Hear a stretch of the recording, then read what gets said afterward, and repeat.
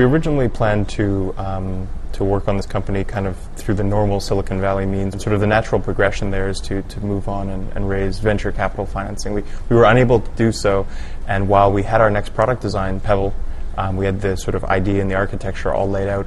We knew that we really wanted to get it to market. We knew that we had to build it. And in April 2012, we turned to a website called Kickstarter, which is a crowdfunding platform where people can post projects that they're working on and sort of solicit donations in return for rewards from the greater public. So in April, we launched our project on Kickstarter, and we ended up raising $10 million over the span of 30 days on the website.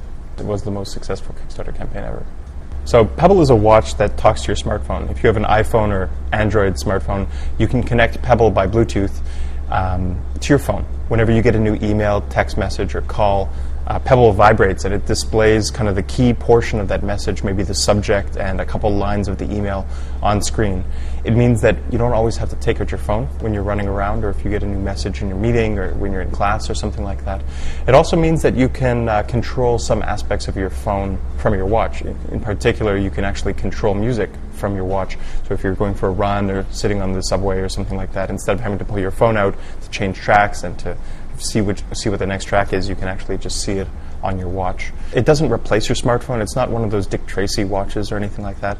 Pebble is an accessory to your smartphone, so you need to have one sort of on your body. So the people that don't wear watches right now but have smartphones, are prime candidates for Pebble, because it kind of expands the functionality of the wrist and brings sort of that content that you see on your phone visibly out onto your wrist. We started shipping about 4 weeks ago. We've shipped over 13,000 watches so far. We've manufactured close to 30,000 Pebbles in our factory, and it's going well.